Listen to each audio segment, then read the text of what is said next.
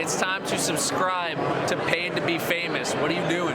Subscribe to Paid to Be Famous. Subscribe to Paid to Be Famous. Like the video. Come on. Hell you know yeah. the drill. Button. And slap that like button.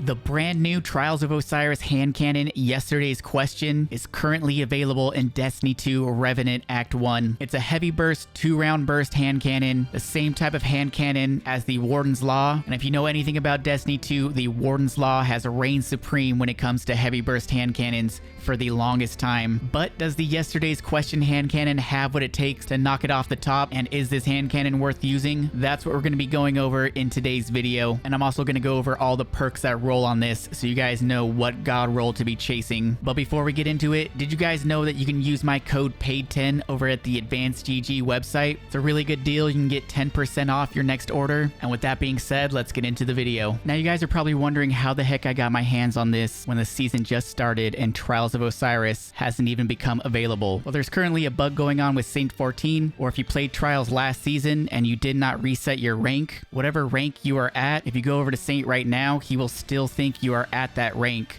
So you'll be able to pick up some of the items on the reward track. So head on over to Saint right now to see if you can grab this hand cannon. But obviously, once Trials becomes available, you'll be able to get this hand cannon by playing Trials of Osiris, and you can get the Adept version by going flawless to the Lighthouse. Now, the Yesterday's Question is a legendary arc energy hand cannon. Like I said, heavy burst does the 2-round burst, and it comes with a couple of basic origin traits. It comes with the Alacrity perk, gain increased reload stability and aim assist and range when you are the last living member of your fire team or running solo. And you also have the One Quiet Moment basic origin trait, grants increased reload speed and handling when out of combat. Swords gain faster movement speed. Couple of decent basic origin traits. I would definitely suggest going with Alacrity. It's probably going to help you out a little bit more. Now, how does this compare to some other hand cannons, some heavy 2 bursts? Well, right here we have it stacked up against the Warden's Law, the Mayhe's HC4, and the craftable Bold Endings. As you can see, the Yesterday's Question is a stat monster. It beats all of these hand cannons in literally every single category, except for the recoil direction, where the Warden's Law has like a 97 recoil direction, and the Yesterday's Question has a 94 recoil direction, which is not even noticeable. Other than that, the Yesterday's Question hand cannon is better in every single way. So that's going to do it for the video. Subscribe to the channel if you guys are...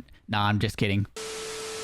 Now, yes, it does have way better stats, but this is an arc hand cannon, where something like the Bold Endings is stasis. It can create stasis crystals. And the Warden's Law is actually a kinetic hand cannon. The last time I checked, kinetic weapons do a little bit more damage than their energy counterparts. I'm not sure if they changed that or not. I might be wrong on that. Let me know down in the comments. But I do believe the reason why everybody uses the Warden's Law is because it's in the kinetic slot doing kinetic damage. So it has a slight edge in DPS when it comes to that. Now let's get into the trait perks that come on this, because that's where we're really going to decide whether or not this is worth using over the Warden's Law. Now, very quickly, we've got the barrels, we've got the magazines. It's a hand cannon. We all know what barrels we're going to go with. You're probably going to want to go with Hammer Forge for more range. And in the Crucible, you've got ricochet rounds for that slight bump to range and stability. If you guys want to use this in PvE, I would go with something like Appended Mag to get more in the magazine. Extended Mag bumps your magazine by a lot, but it hurts your reload speed by a lot, so I would stick with something like Appended. That'd probably be your best bet. In the first column of trait perks, you have Air Trigger, Closing Time, a new perk, 4th Time's a Charm, Lone Wolf,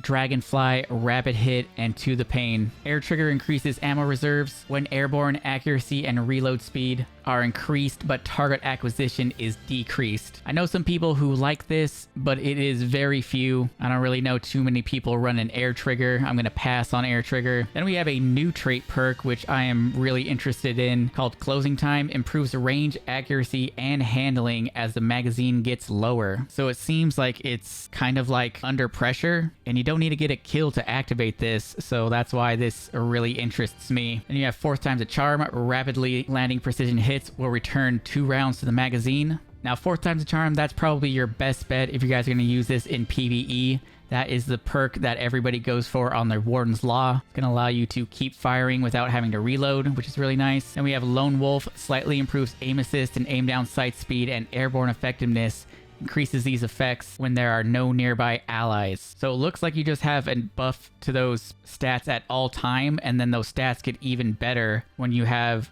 no allies nearby, which is really interesting too. Then you've got good old Dragonfly. Precision kills create an elemental damage explosion. You got a rapid hit. Precision hits temporarily increase stability and reload speed. And you have To the Pain. While this weapon is equipped, taking damage increases handling and aim assist until the weapon is stowed. Now in the last column, you have Desperate Measures. Desperate Measures is pretty cool because it will actually lower the time to kill. At base, this has a 0.93 second TTK with 5 crits on any Guardian tier 10 to tier 6. And tier 5 and under, it'll only take 4 crits in one body. But if you just get 1 stack of Desperate Measures, you'll actually be able to 2-burst Guardians tier 2 resilience and under. And if you manage to get Desperate Measures times 2, you'll actually be able to 2-burst any resilient Guardian tier 10 and under. And just a friendly reminder, 1 stack is a 10% increase to damage, 2 stacks is 20, and 3 stacks is a 30% increase to damage. Then up next we have Headseeker. I don't think we've ever seen Headseeker on a 2-burst hand cannon, which is going to make this really unique. Body shots landed with this weapon increase precision damage and aim assist for a short time. Body shots landed while this perk is active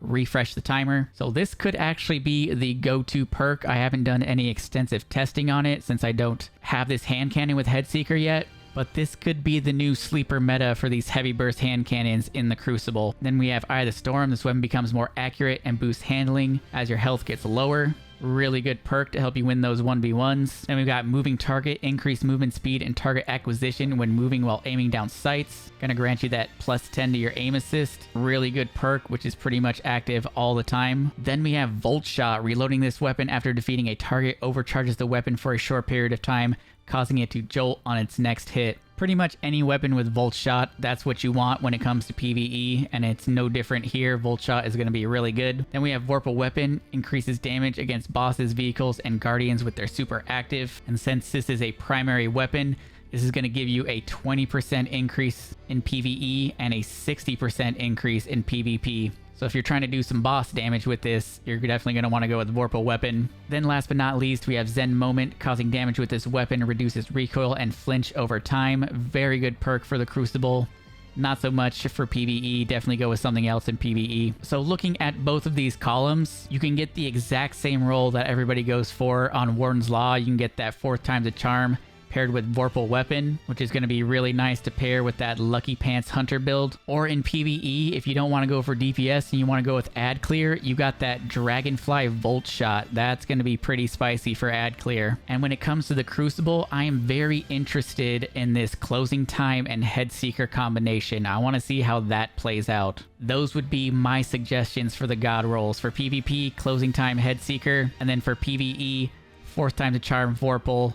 For boss damage, or for Ad Clear, go with Dragonfly Volt Shot. That's going to do it for the video. Those are my opinions on this hand cannon. Like I said, do yourself a favor, go over to Saint 14 and see if you can pick this up right now. Subscribe to the channel if you guys are new. Leave a like if you enjoyed the content, and I'll catch you guys in the next video. Peace.